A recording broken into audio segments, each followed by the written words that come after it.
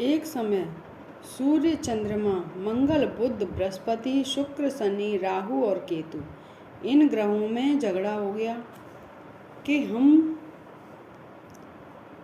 हम सब में सबसे बड़ा कौन है। सब अपने आप को बड़ा कहते थे। जब आपस में कोई निर्णय न हुआ तो सब के सब आपस में झगड़ते हुए इंद्र के पास गए और कहने लगे कि आप देवताओं के राजा हैं, इसलिए आप हमारा न्याय करके बतलाएं कि हम 9 ग्रहों में सबसे बड़ा कौन है। राजा इंद्र प्रश्न सुनकर घबरा गए और कहने लगे कि मुझ में इतना सामर्थ्य नहीं है जो कि किसी को बड़ा या छोटा बतलाऊं। मैं अपने मुख से किसी को छोटा या बड़ा नहीं कह सकता। हाँ, एक उपाय है। इस समय पृथ्वी पर राजा विक्रमादित्य दूसरों के दुखों का निवारण करने वाले हैं, इसलिए तुम सब मिलकर उन्हीं के पास जाओ, वही तुम्हारे दुखों का निवारण करेंगे। ऐसा वचन सुनकर सभी ग्रह देवता चलकर भूलोक में राजा विक्रमादित्य की सभा में जाकर उपस्थित हुए और अपना प्रश्न राजा के सामने रखा। राजा उनकी बात सुनकर बड़ी चिंता में पड़ गए। मैं अपने मुख से किसी को छोटा या बड़ा क्यों बतलाऊं? जिसको छोटा कहूँगा वही क्रोध करेगा। परंतु उनका झगड़ा मिटाने के लिए एक उपाय सोचा कि सोना, चांदी, कांसा, पीतल, सीसा, रागा, जस्ता, अब्रक और लोहा 9 ग्रहों के 9 आसन बनवाए। सब आसनों को क्रम से रखा, जैसे सोना सबसे पहले और लोहा सबसे पीछे बिछाए गए। इसके पश्चात राजा ने सब ग्रहों से कहा कि आप सब अपने अपने आसनों पर विराजिए। जिसका आसन सबसे आगे है वह सबसे बड़ा और जिसका आसन सबसे पीछे है वह सबसे छोटा जानिए। क्योंकि लोहा सबसे पीछे था, वह शनिदेव का आसन था, इसलिए शनिदेव ने समझ लिया कि राजा ने मुझको सबसे छोटा बना दिया है। इस पर शनिदेव को बड़ा क्रोध आया और कहा कि राजा, तू मेरे पराक्रम को नहीं जानता। सूर्य एक राशि पर 1 महीना, चंद्रमा 2.25 दिन, मंगल 1.5 महीना, बृहस्पति 13 महीने, बुध और शुक्र 1 महीने, परंतु मैं एक राशि पर 2.5 अथवा 7.5 साल तक रहता हूँ। बड़े बड़े देवताओं को भी मैंने भीषण दुख दिया है। राजन सुनो, राम को 7.5 आई तो वनवास हो गया और रावण पर आई तो राम लक्ष्मण ने सेना लेकर लंका पर चढ़ाई कर दी, रावण कुल का नाश कर दिया। हे राजा, अब तू सावधान रहना। राजा कहने लगा, जो कुछ भाग्य में होगा देखा जाएगा। उसके बाद अन्य ग्रह तो प्रसन्नता के साथ चले गए, परंतु शनिदेव बड़े क्रोध के साथ वहाँ से सिधारे। कुछ काल व्यतीत हो जाने पर राजा को 7.5 की दशा आई तो शनिदेव घोड़ों के सौदागर बनकर अनेक सुंदर घोड़ों के सहित राजा की राजधानी में आए। जब राजा ने सौदागर के आने की खबर सुनी तो अपने अश्वपाल को अच्छे अच्छे घोड़े खरीदने की आज्ञा दी। अश्वपाल ऐसी अच्छी नस्ल के घोड़े देखकर उनका मूल्य सुनकर चकित हो गया और तुरंत ही राजा को खबर दी। राजा उन घोड़ों को देखकर एक अच्छा घोड़ा चुनकर सवारी के लिए चढ़ा। राजा को घोड़े की पीठ पर चढ़ते ही घोड़ा जोर से दौड़ा और घोड़ा बहुत दूर जाकर बड़े जंगल में राजा को छोड़कर अंतर्ध्यान हो गया। इसके बाद राजा अकेला जंगल में भटकता फिरता रहा, परंतु बहुत देर के पश्चात राजा ने भूख और प्यास से दुखी होकर भटकते भटकते एक ग्वाले को देखा। ग्वाले ने राजा को प्यास से व्याकुल देखकर पानी पिलाया। राजा की उंगली में एक अंगूठी थी, वह उसने निकालकर प्रसन्नता के साथ ग्वाले को दी और शहर की ओर चल दिया। राजा शहर में पहुंचकर एक सेठ की दुकान पर जाकर बैठ गया और अपने आप को उज्जैन का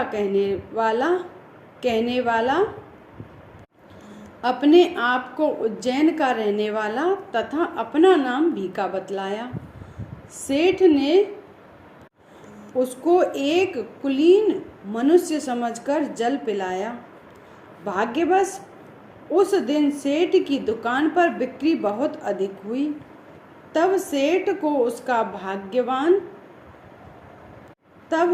उसको भाग्यवान पुरुष समझकर भोजन कराने के लिए अपने साथ ले गया।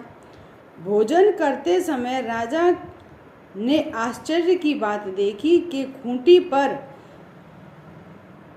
हार लटक रहा है और वह खूंटी हार को निगल रही है। भोजन के पश्चात कमरे में आने पर जब सेठ को कमरे में हार न मिला तो सबने यही निश्चय किया कि सिवाय भीका के और कोई इस कमरे में नहीं आया, अतः अवश्य ही उसी ने हार चोरी किया है।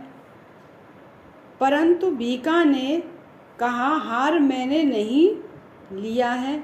इस पर 5-7 आदमी इकट्ठे होकर उसको फौजदार के पास ले गए। फौजदार ने उसको राजा के सामने उपस्थित किया और कहा कि ये आदमी तो भला प्रतीत होता है, चोर मालूम नहीं होता, परंतु सेठ ने कहा कि इसके सिवाय और कोई मेरे घर नहीं आया, अवश्य ही इसी ने चोरी की है। तब राजा ने आज्ञा दी कि इसके हाथ पांव काटकर चौरंगिया किया जाए। राजा की आज्ञा का तुरंत पालन किया गया और भीका के हाथ पांव काट दिए। इस पर कुछ काल व्यतीत होने पर एक तेली उसको अपने घर ले गया और कोलू पर उसको बिठा दिया। भीका उस पर बैठा हुआ अपनी जवान से बैल हाँकता रहा। शनि की दशा समाप्त हो गई। एक रात को वर्षा ऋतु के समय वह मल्हार राग गाने लगा। उसका गाना सुनकर उस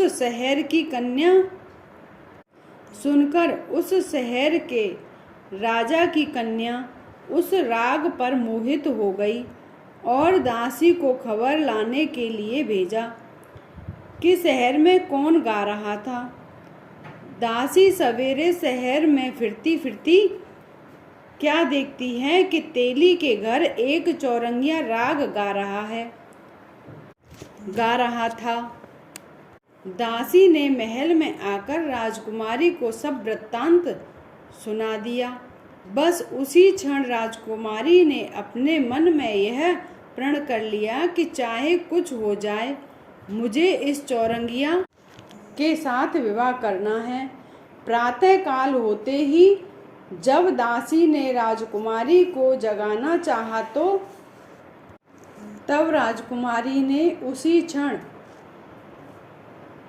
अनशन व्रत लेकर पड़ी रही। तब दासी रानी के पास जाकर राजकुमारी के न उठने का वृत्तांत कहा। रानी ने तुरंत ही वहां जाकर राजकुमारी को जगाया और उसके दुख का कारण पूछा। तो राजकुमारी ने कहा कि माताजी, मैंने प्रण कर लिया है कि तेली के घर में जो चौरंगिया है उसी के साथ मैं विवाह करूंगी। माता जी ने कहा, पगली यह क्या बात कर रही है? तेरा किसी देश के राजा के साथ विवाह किया जाएगा। कन्या कहने लगी कि माता जी, मैं अपना प्रण कभी नहीं तोड़ूंगी। माता ने चिंतित होकर यह बात राजा को बताई। जब महाराज ने भी आकर समझाया कि मैं अभी देश देशांतर में अपने दूध बेचकर सुयोग्य रूपवान एवं बड़े से बड़े गुणी राजकुमार के साथ तुम्हारा विवाह करूंगा, ऐसी बात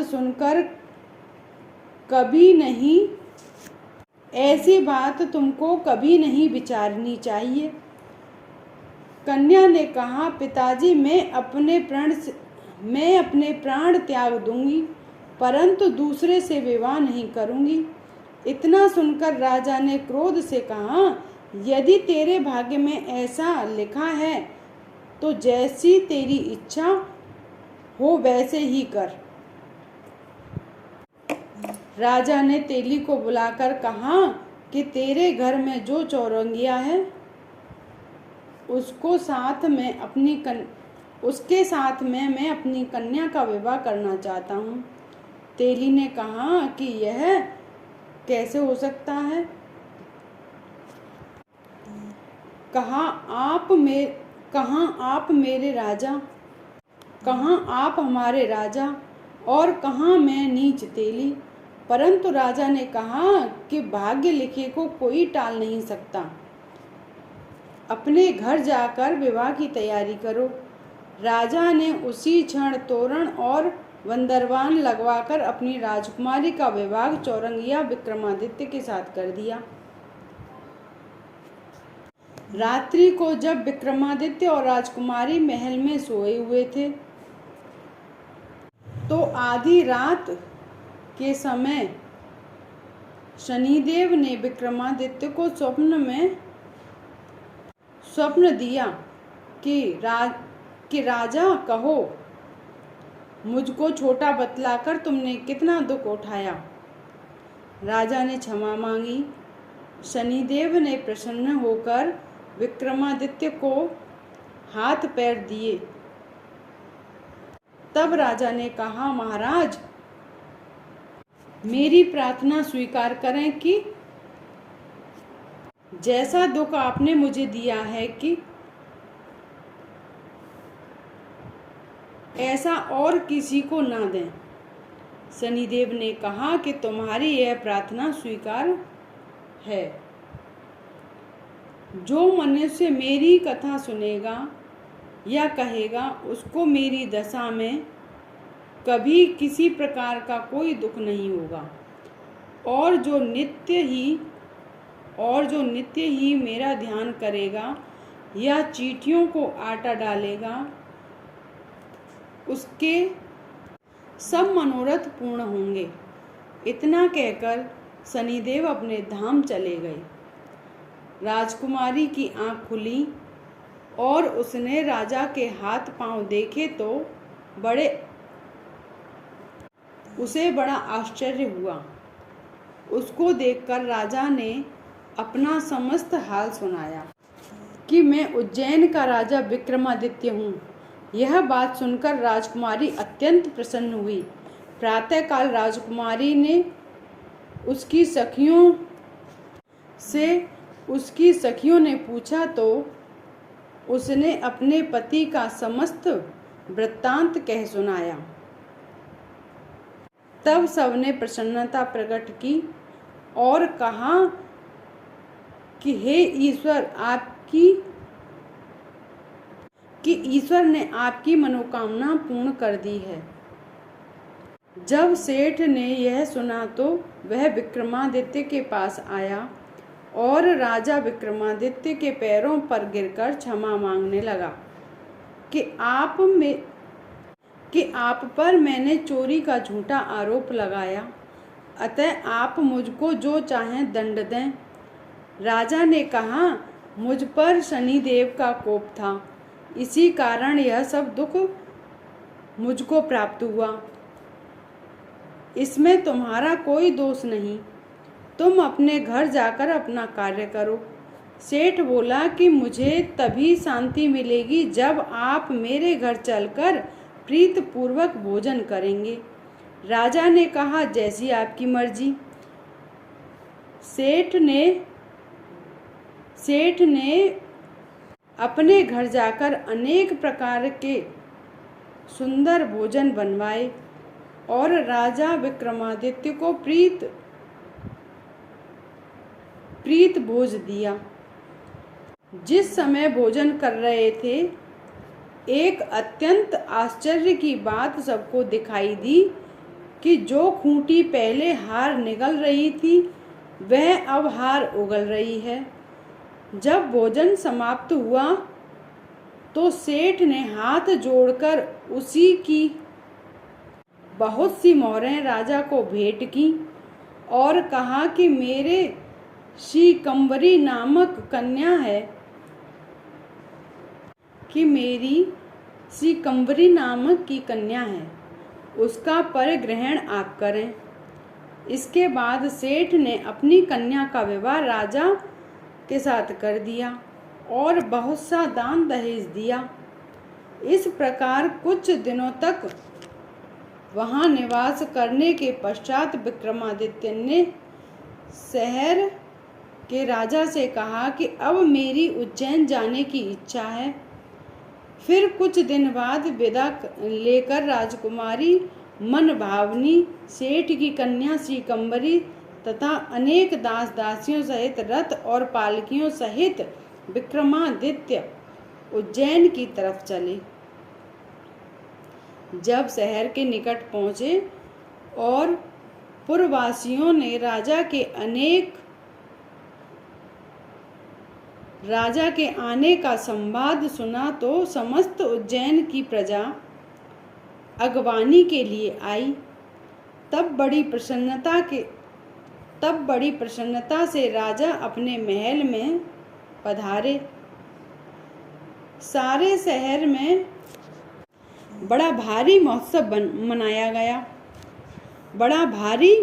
मनाया गया और रात्रि को दीपमाला की गई।